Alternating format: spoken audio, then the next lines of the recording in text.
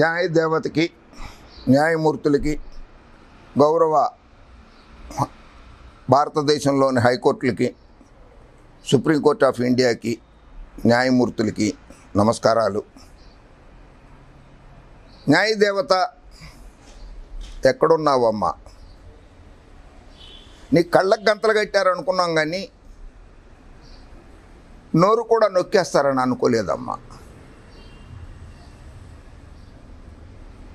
ఒకటేంటంటే, మొదటి ప్రశ్నకి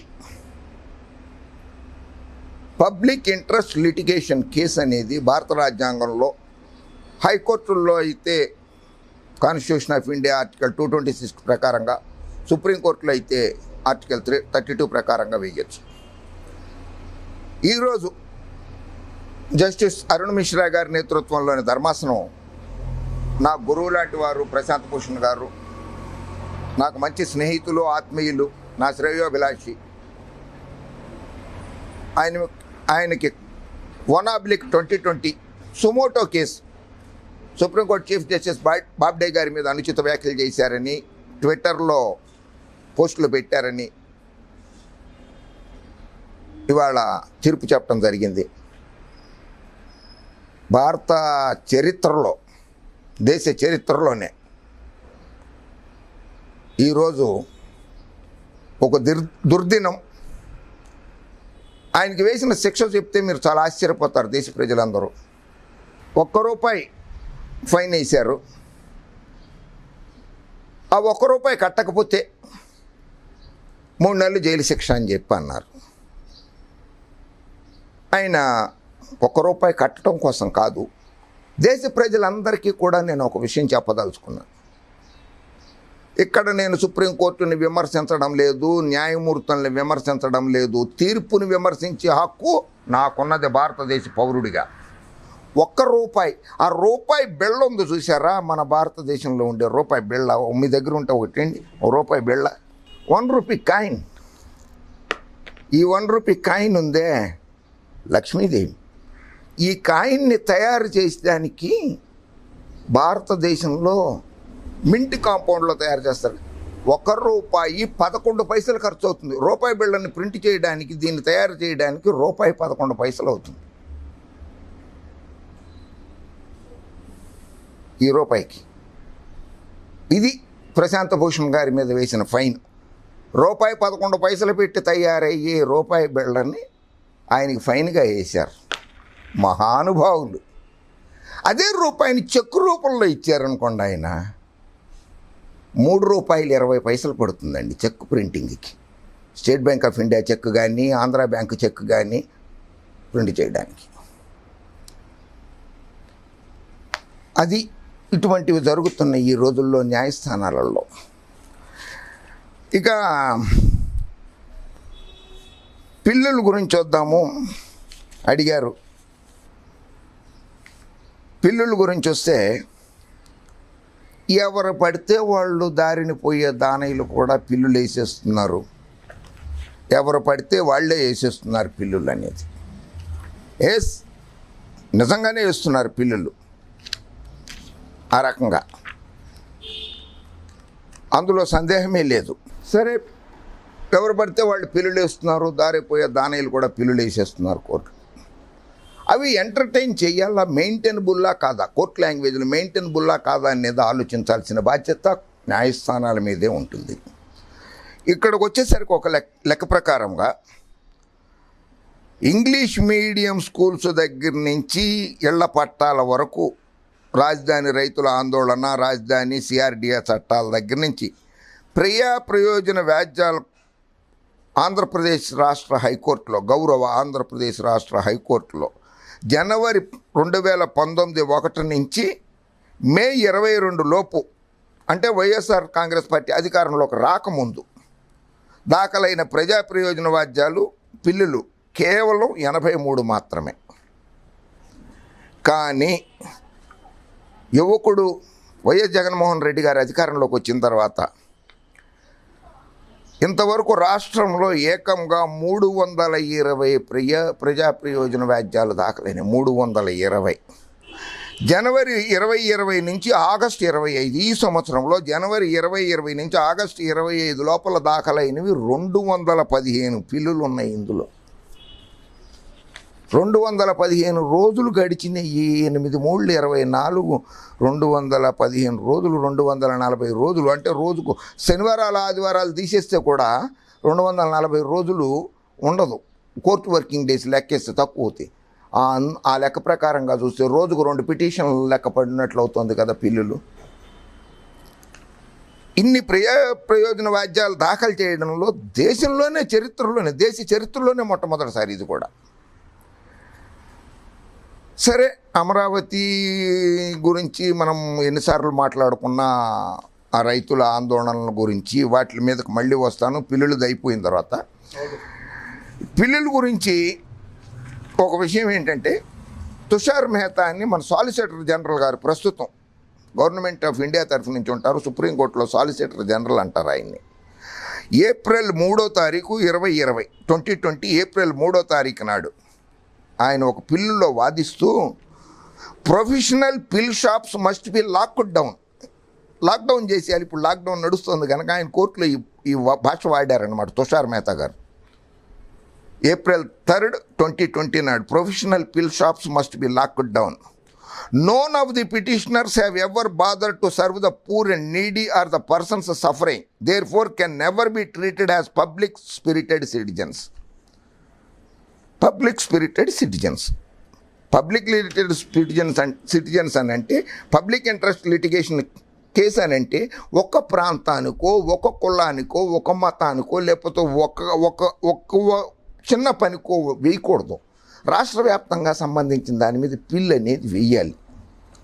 అయినా సరే ఆంధ్రప్రదేశ్ అడ్వకేట్ జనరల్ గారు శ్రీరామ్ గారు, అలాగే అడిషనల్ అడ్వకేట్ జనరల్ గారు శ్రీనివాసరెడ్డి గారు, సీనియర్ పబ్లిక్ ప్రాసిక్యూటర్ శ్రీనివాసరెడ్డి గారు, కాసాని జగన్మోహన్ రెడ్డి గారు అందరూ కూడా హైకోర్టులో బలమైన వాదనలు గట్టిగానే వినిపిస్తున్నారు. చాలా బలంగానే వాదనలు జరుగుతున్నాయి. ఈయన చెప్పిన దాని ప్రకారంగా ఎవరైనా సరే ప్రొఫెషనల్ పిల్ షాప్స్ అన్నమాట, కొంతమంది ఉన్నారు, వాళ్ళు పిల్లులు వేయటమే వాళ్ళ బాధ్యత. అటువంటి వాళ్ళని అటువంటి పిటిషన్లు అరికట్టాల్సిన బాధ్యత న్యాయస్థానాల మీదే ఉంది. 15th ఏప్రిల్ 2020 నాడు మళ్ళీ these are self employment generating petitions, public interest litigation కేసులు అనమాట. These are the self employment generating petitions. Supreme Court should not entertain such petitions అని మళ్ళీ వాదించారు. ఇటువంటి కేసులు తీసుకోవద్దని. 1981లో SP Gupta versus president of India, రాష్ట్రపతి గారి మీదే అండ్ అదర్స్లో జస్టిస్ పిఎన్ భగవతి గారు కొన్ని కోట్ చేశారు.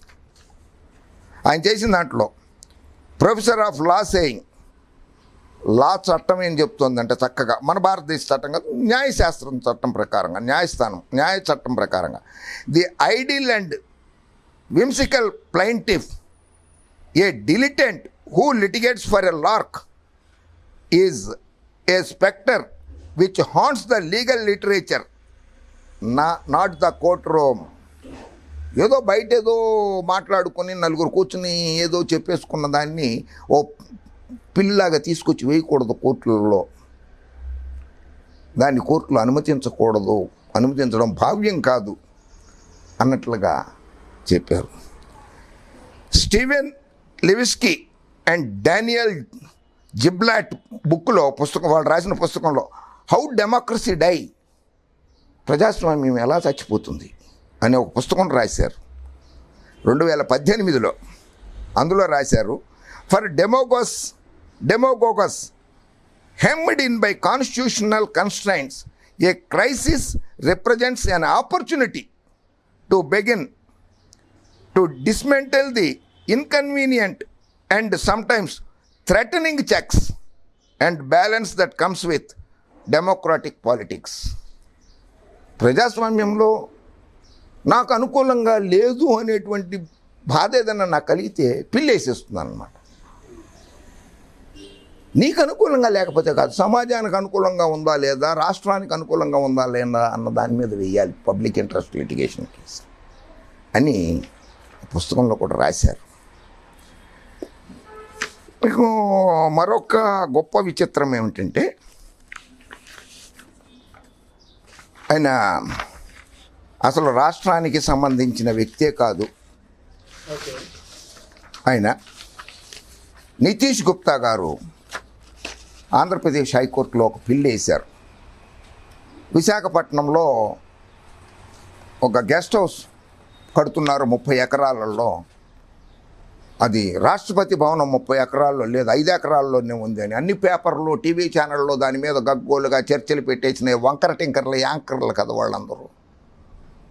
వాళ్ళు ఢిల్లీ వెళ్ళారో లేదో, చూశారో లేదో, ఆ వాదించే లాయరు చూశాడో లేదో. నేను న్యాయదేవతను అడుగుతున్నాను, న్యాయం చెప్పమని.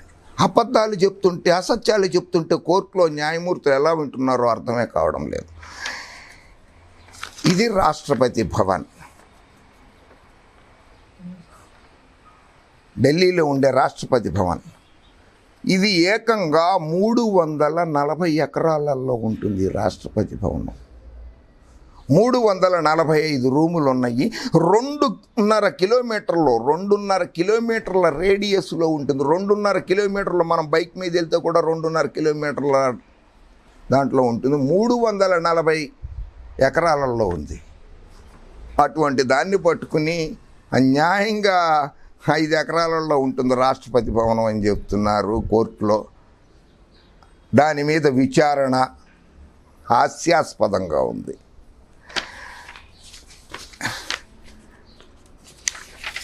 పోనీ ఉమ్మడి ఆంధ్రప్రదేశ్ ఉన్నప్పుడన్నా చూసే ఉంటారు కదా, హైదరాబాదులో ఉండే రాష్ట్రపతి భవనం అంటారు దీన్ని. రాష్ట్రపతి నిలయం అంటారు. రాష్ట్రపతి భవనం ఢిల్లీలో ఉన్నది, ఇది రాష్ట్రపతి నిలయం అంటారు దీన్ని. 90 ఎకరాలలో ఉన్నది. 90 ఇంగ్లీష్లో. हिंदी में, अरे नीतीश गुप्ता जी 90 हिंदी में 90 बोलते उसको. 90 एकड़ में है हैदराबाद का. दिल्ली का 340 एकड़ में है. दिल्ली का राष्ट्रपति भवन 340 एकड़ में है. हैदराबाद का राष्ट्रपति निलयम 90 एकड़ में है. It is in the 90 acres of land at Hyderabad. The राष्ट्रपति निलयम at Bolaram. ఇది రాష్ట్రపతి గారి ఇంకో గెస్ట్ హౌస్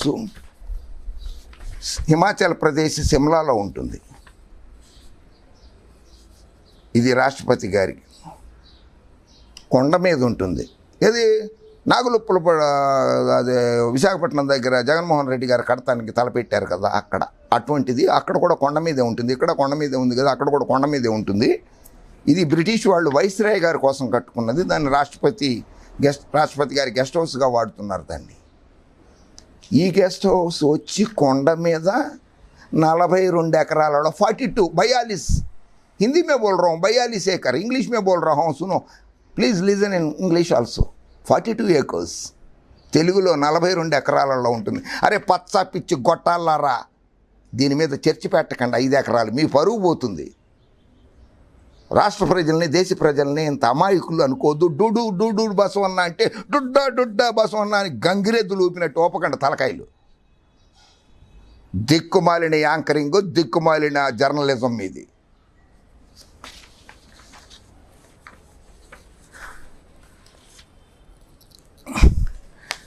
సరే, ఇక మళ్ళీ వస్తాను రాజధాని గురించి. ఇది రాజధాని. ఈ గెజెట్ పబ్లికేషన్ ఎప్పుడుదో తెలుసా యాంకర్ బాబులు? ఇది నేను పబ్లిష్ చేసింది కాదు. పాపం ఆ కర్నూలు వాళ్ళు కూడా చాలా బాధపడుతూ ఉంటారు కదా. 1953 ఈ గెజెట్ పబ్లిష్ అయింది. ఈ గెజెట్ 1953లో పబ్లిష్ అయింది. ఇది serial The Gazette of India Extraordinary Part 2 Section 1 published by Authority serial number 45 New Delhi Friday August 31st 1956 నాడు పబ్లిష్ అయింది. ఇది Ministry of Law New Delhi 31st August 1956. The States Reorganization Act 1956. భాషా ప్రాతిపదిక మీద రాష్ట్రాన్ని విభజించినప్పుడు మద్రాసు రాష్ట్రంలో నుంచి కొన్ని ప్రాంతాలని ఆంధ్రప్రదేశ్కి, కర్ణాటక నుంచి కొంత భాగాన్ని, కొన్ని జిల్లాలని, మహారాష్ట్ర నుంచి కొన్ని జిల్లాలని కలిపి భాషా ప్రాతిపదిక మీద రాష్ట్రాన్ని ఆంధ్రప్రదేశ్ని ఏర్పరిచినప్పుడు వచ్చినటువంటి గెజిట్ ఇది. ఈ గెజిట్లో అప్పుడు ఆ పార్లమెంటు పాస్ చేసింది కనుక ఎవరు అభ్యంతరం పెట్టలేదు. ఎందుకు పెట్టలేదు మీరు? ఆ రోజు నాడు ఎందుకు పెట్టలేదు? కర్నూలులో హైకోర్టు ఉన్నది కదా. కర్నూలులో ఇక్కడ హైకోర్టు ఆంధ్రప్రదేశ్ హైకోర్టుని, తెలంగాణ హైకోర్టుని, హైదరాబాద్ స్టేట్ హైకోర్టుని ఆంధ్రప్రదేశ్ హైకోర్టుగా మార్చి కర్నూలులో ఉన్న హైకోర్టును తీసేసినప్పుడు కానీ, గుంటూరులో ఉన్నప్పుడు హైకోర్టును తీసేసినప్పుడు కానీ, కర్నూలుని రాజధానిగా తీసేసినప్పుడు కానీ అభ్యంతరాలు ఎందుకు పెట్టలేదు? మరి కర్నూలు ప్రజలు, రాయలసీమ ప్రజలు కారా? వాళ్ళు 80,000 ఎకరాలు ఇచ్చారే శ్రీశైలం డ్యామ్కి ముంపు ప్రాంతానికి కోసం. వాళ్ళు మీలాగా గోల చేయడం లేదే బాబు గారు? మీకు వాళ్ళ బాధలు పట్టలేదా బాబు గారు? అండ్ కంపెనీకి ఏం యాంకర్లో వాళ్ళు రైతులు కదా 80,000 ఎకరాలు ఇచ్చిన వాళ్ళు? వాళ్ళు ఏమైనా దొంగలా, జేబులు కొట్టేవాళ్ళ, లేకపోతే మీలాగా బ్రోకరిజం చేస్తున్నారా? ఈ గెస్ట్ ఆఫ్ ఇండియాలో 65 ఒకసారి చదివి వినిపిస్తాను మీకు. As from the appointed day the jurisdiction of the high court of the existing state of Andhra shall extend to the whole of the territories transferred to that state of existing state of Hyderabad. అక్కడి నుంచి మార్చేసి హైదరాబాద్కి మార్చేసామన్నారు. ఆ రోజు నాడు మీరెవరో అభ్యంతరాలు చెప్పలేదు. దీని మీద కూడా చర్చ పెట్టండి.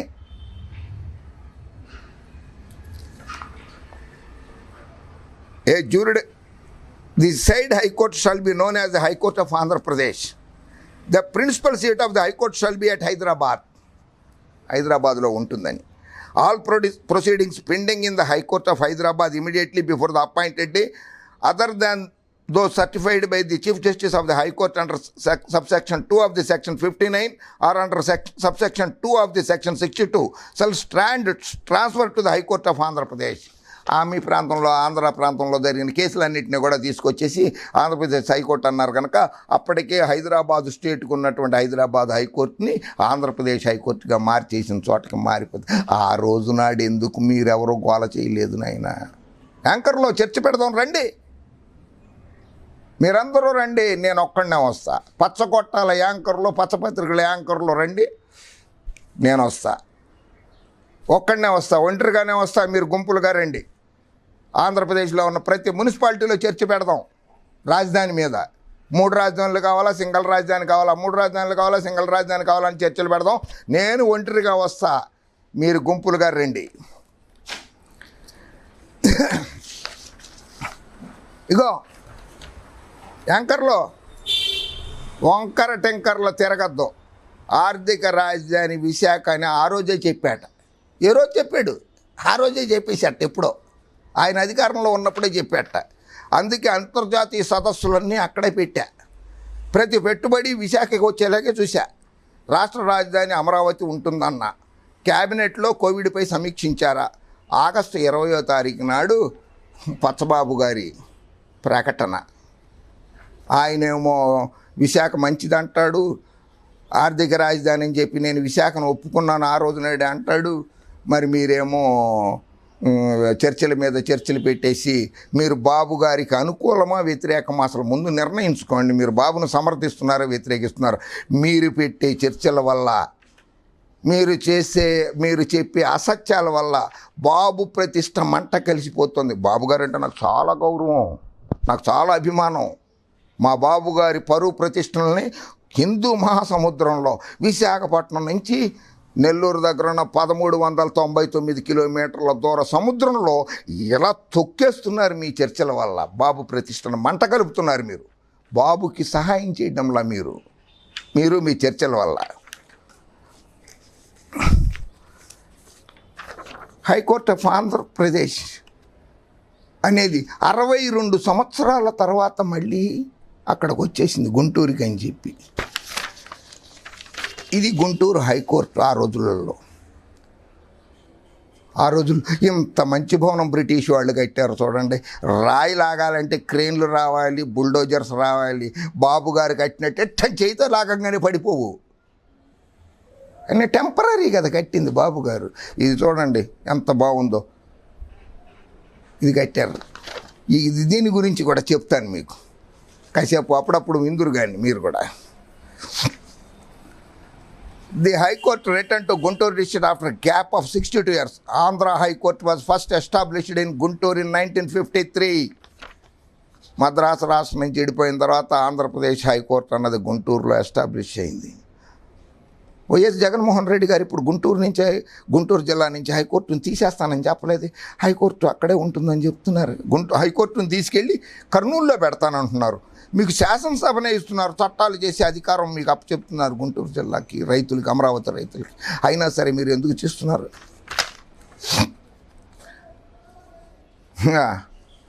Farmer union minister Kailashnath Katju inaugurated the ribbon cut చేశారు.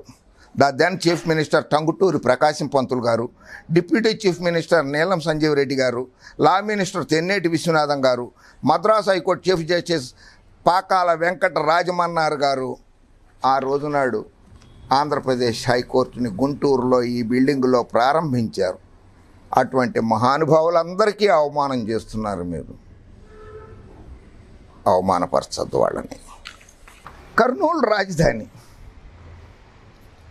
వంకర టెంకర యాంకర్లో పచ్చ పిచ్చి కొట్టాల యాంకర్లు. సాక్షాత్తు ప్రధానమంత్రి నరేంద్ర మోడీ గారు వచ్చేసేసి అక్కడ శిలాఫలకం వేశారు. చెంబు నీళ్లు ముట్టడి మట్టి తెచ్చి ఇచ్చారు అక్కడికి. ప్రధానమంత్రి గారు వేసిన శిలాఫలకాన్ని మీరు మార్చేస్తారా అని అడుగుతున్నారు. చర్చలు పెడుతున్నారు దాని మీద. ఒక్కసారి చరిత్రను తిరగేస్తా. మీ దగ్గరికి వచ్చే వాళ్ళకు కూడా చెప్పండి మీరు చెప్పేది తప్పు అని. ఒక్కొక్కసారి 18th సెంచరీ, 18వ సెంచరీ నేను పుట్టలేదు, మా నాయన పుట్టలేదు, మా తాత పుట్టలేదు, మా ముత్తాత పుట్టలేదు, ముత్తాత కూడా పుట్టలేదు. 18వ సంవత్సరం, 18వ శతాబ్దంలో jagirs of semi independent Pathan nawab అని ఆయన 1838వ సంవత్సరంలో కర్నూలుని రాజధానిగా చేసుకుని పరిపాలించారు. 1838వ సంవత్సరంలో అప్పుడు బ్రిటిష్ వాళ్ళు అక్కడ కోర్టు కట్టారు. చాలా విశాలంగా కట్టారు, చాలా బాగా కట్టారు. 1953లో మద్రాసు రాష్ట్రం నుంచి ఆంధ్రప్రదేశ్ కాదు ఆంధ్ర రాష్ట్రం విడిపోయినప్పుడు కర్నూలు రాజధానిగా అక్కడ ఉన్నప్పుడు సాక్షాత్తు ఈ దేశానికి చెమటోడ్చి జైల్లో ఉండి అనేక బాధలు పడ్డటువంటి సాక్షాత్తు ఈ దేశ ప్రధాని జవహర్లాల్ నెహ్రూ గారు, భారతదేశ రాష్ట్రపతి డాక్టర్ సర్వేపల్లి రాధాకృష్ణన్ గారు పునాది రాయి వేశారు అక్కడ రాజధానికి.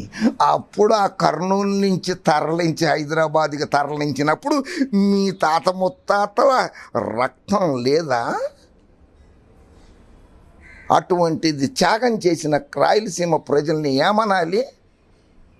రాయలసీమ ప్రజలంటే మీకు అగౌరవమా? కనీసం అక్కడ హైకోర్టే కదా పెడతానంటున్నారు, రాజధాని కాదు కదా. అది జ్యుడిషియల్ క్యాపిటల్ అంటున్నారే. ఇప్పుడు ఏ కోర్టు అయితే ఉన్నదో అదే శాసనసభగా కూడా నడిచింది ఒకప్పుడు. పాపం కర్నూలు జిల్లాలో ఇప్పుడు ఏదైతే కోర్టు ఉందో అదే కోర్టు శాసనసభ. వినిపిస్తా మీకు చరిత్ర వినిపిస్తా. Kurnool is the crest jewel of Rayalaseema. When the capital was in Kurnool, the present district court building was used for legislative assembly. Laws were made from this building. The district judge court. District judge గారు ఏ seat session నడిచినప్పుడు ఆయన వేరే సీట్లో కూర్చునేవారు. శాసనసభ మాత్రం అదే సీట్లో speaker గారు ఆ సీట్లోకి వచ్చినవాడు. శాసనసభ స్పీకర్ గారు ఉన్నారే, ఆయన కర్నూలు డిస్ట్రిక్ట్ జడ్జి గారి కోర్టులోనే కూర్చునేవారు. అంటే కోర్టు శాసనసభ ఒకటే చోట జరిగినాయి. అంత త్యాగం చేసిన కర్నూలు రాయలసీమ ప్రజలకి హైకోర్టు వెళతానంటే కూడా వద్దని చెప్పి మీ 5 ఛానళ్ళలో 6 ఛానళ్ళలో పచ్చ పిచ్చి గొట్టాలలో ఎందుకు రాయలసీమ ప్రజలను అవమానపరుస్తారు? మీ బతుకొచ్చాడా?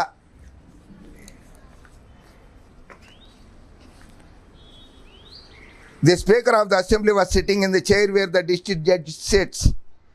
The Governor of Andhra, governor గారు ఆంధ్ర రాష్ట్ర గవర్నర్ గారు ఆ రోజునాడు ఆయన కూడా అదే సీట్లో కూర్చునేవారు, డిస్ట్రిక్ట్ జడ్జి గారు కూర్చునే సీట్లో. అర్థమైందా?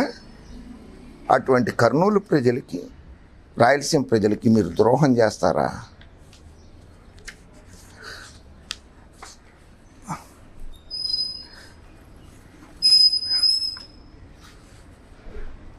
అదేంటో అందరూ కేంద్ర ప్రభుత్వం, వరల్డ్ హెల్త్ ఆర్గనైజేషను, యునెస్కో, పెద్ద ICMR, Indian council of medical research, డాక్టర్లు, ప్రధాని, ముఖ్యమంత్రులు అందరూ సోషల్ డిస్టెన్స్ పాటించమంటున్నారు. అదేంటి పచ్చపిచ్చి పార్టీ నాయకుడు స్టేట్ డిస్టెన్స్ మెయింటైన్ చేస్తున్నాడు. స్టేటే వదిలిపెట్టేసి ఇంకో స్టేట్లోకి వచ్చేసాడు ఆయన పారిపోయి. సోషల్ డిస్టెన్స్ 6 అడుగులు 3 అడుగులు దూరమే ఉన్నాడు. స్టేట్ డిస్టెన్స్ మెయింటైన్ చేయమనలేదు బాబు గారు. ప్రతిపక్ష నాయకుడిగా మీ కర్తవ్యాన్ని నిర్వర్తించాలి అక్కడ మీరు. విశాఖ ప్రజలంటే బాబు గారికి ఎంత కడుపు మంట. ఆ ప్రాంతం అన్న ఉత్తరాంధ్ర ప్రాంతం అన్నా విశాఖకు రైల్వే జోన్ వద్దు.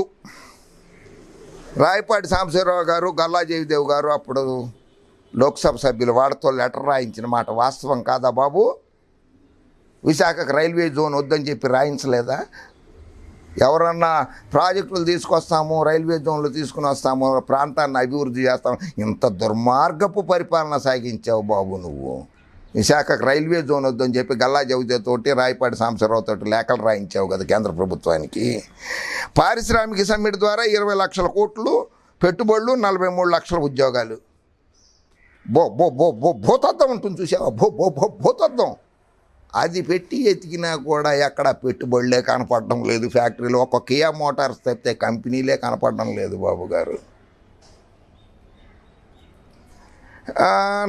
43 లక్షల ఉద్యోగాలు ఇస్తే నువ్వు ముఖ్యమంత్రిగా ఉండుండేవాడివే.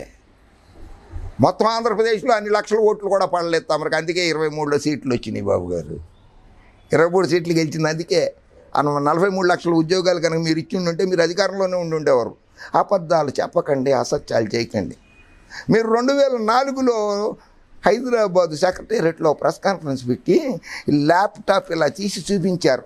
తెలుగుదేశం పార్టీకి 1,82,00,000 మంది మెంబర్షిప్ ఉన్నారు, ప్రాథమిక సభ్యత్వం ఉన్నదని చెప్పి చూపించారు ల్యాప్టాప్లో. అమ్మో, భారతదేశంలో ఎంతో ప్రాంతీయ పార్టీకి ఇన్ని కోట్ల మంది సభ్యత్వం ఉందా అని చెప్పి అందరం ఆశ్చర్యపడ్డాం. అంతమంది మెంబర్షిప్ ఉంటే ఒకళ్ళ చొప్పున 43 లక్షలు పక్కన పెట్టేద్దాం, 80 లక్షలు పక్కన పెట్టేద్దాం. 1 కోటి మంది వేస్తే భార్యాభర్తలు ఉంటారు కదా, ఇద్దరు కలిసి వేస్తే 2 కోట్ల ఓట్లు. అన్ని కోట్ల ఓట్లు అలా వైఎస్ రాజశేఖర రెడ్డి గారు సీఎం అయ్యారు కదండి అప్పుడు కూడా. అంటే అప్పుడు చెప్పింది అబద్ధమే, ఇప్పుడు చెప్పింది అబద్ధమే కదా. ఏం అబద్ధాలు పుట్టాక అబద్ధాలు ముందు పుట్టినాయా మీరు ముందు పుట్టారా అన్నది ఆంధ్ర రాష్ట్ర ప్రజలు పచ్చగొట్టాలు తేల్చుకోవాల్సిందే. కొన్ని పచ్చగొట్టాలని అడుగుదాం, ఎవరు ముందు పుట్టారో చెప్పేసి, అబద్ధాలు ముందు పుట్టే బాబు గారు ముందు పుట్టారో చెప్పేసి మనం సరిపోతుంది కదా.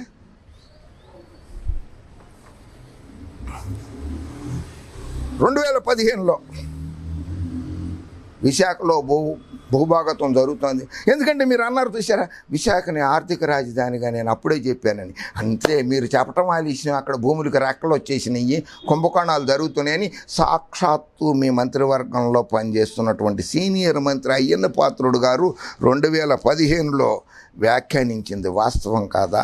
అప్పుడు మీ అనుకూలమైనటువంటి పత్రికలే చంద్రలో వార్తలు రాయలేదా భూకుంభకోణాలు జరుగుతున్నాయని? వాస్తవం కాదా?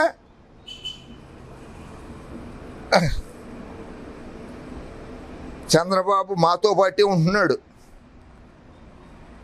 వాళ్ళ మామగారు విశ్వవిఖ్యాత నట సార్వభౌమ నటరత్న డాక్టర్ పద్మశ్రీ నందమూరి తారక రామారావు గారికి ఎలా వెన్నుపోటు పొడిచాడో మోడీ గారిని కూడా అలాగే వెన్నుపోటు పొడుద్దామని ట్రై చేశాడు.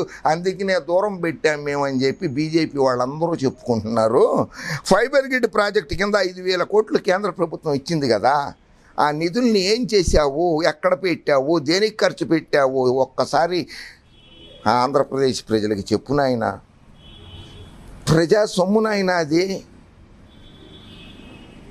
తాతయ్య తండ్రులు సంపాదించిన ఆస్తి కాదు మీది. చెప్పు, లెక్క చెప్పు దానికి. నాకు కూడా తెలియక అడుగుతా. విశాఖపట్నంలో 30 ఎకరాలలో గెస్ట్ హౌస్ కడుతున్నారు కదా, జగన్మోహన్ రెడ్డి గారు అందులో ఉండటానికి కాదు, ఆయన కుటుంబ సభ్యులు ఉండటానికి కాదు.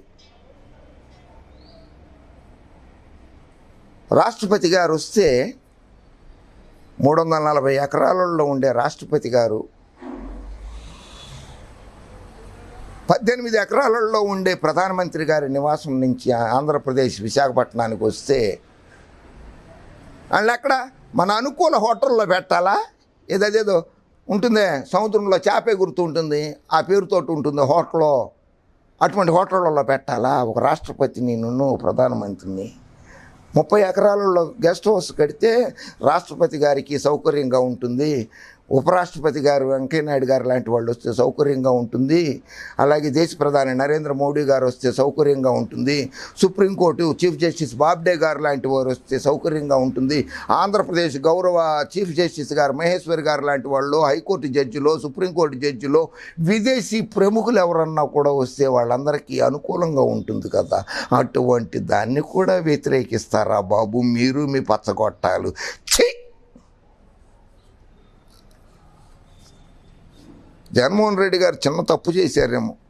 ఆ ఇచ్చిన జీవోలో ఇది నా ఒక్కడి కోసం కాదు, రాష్ట్ర ప్రభుత్వం కోసమే కాదు, దేశ ప్రధానమంత్రి గారు, రాష్ట్రపతి గారు, సుప్రీంకోర్టు చీఫ్ జస్టిస్ గారు, గౌరవ హైకోర్టు జడ్జి, సుప్రీంకోర్టు జడ్జిలు, గౌరవ హైకోర్టు ప్రధాన న్యాయమూర్తి, గౌరవ జడ్జిలు, అటువంటి వారు ఎవరైనా విశాఖపట్నం వెళ్తే కేంద్ర మంత్రులు, విదేశీ ప్రముఖులు, విదేశీ రాష్ట్రపతులు, ప్రధానమంత్రులు వస్తే కూడా వాళ్ళందరి కోసం కడుతున్నాం. అది మా కోసం కాదు, ఆంధ్రప్రదేశ్ రాష్ట్ర ప్రభుత్వాధికారుల కోసం కాదు, వాళ్ళతో పాటుగా వీళ్ళకి కూడా అని కనుక ఆ జీవోలు ఇష్యూ చేయించండి సార్. జగన్మోహన్ రెడ్డి గారు అద్భుతం. అసలు ఇంక మీ జోలికి ఎవరు రారు, కొట్టేసే పని లేదు. కనుక దయచేసి అటువంటి జీవో ఒకటి ఇప్పించాల్సిందిగా ప్రార్థిస్తున్నాను. సరే బాబు గారు, మళ్ళీ కలుద్దామా? చాలా రోజుల తర్వాత కలిశాను, మళ్ళీ కలుద్దాము ఇంకోసారి. అయితే చివరగా ఒక్కటి మాత్రం చెప్పదలుచుకున్నా.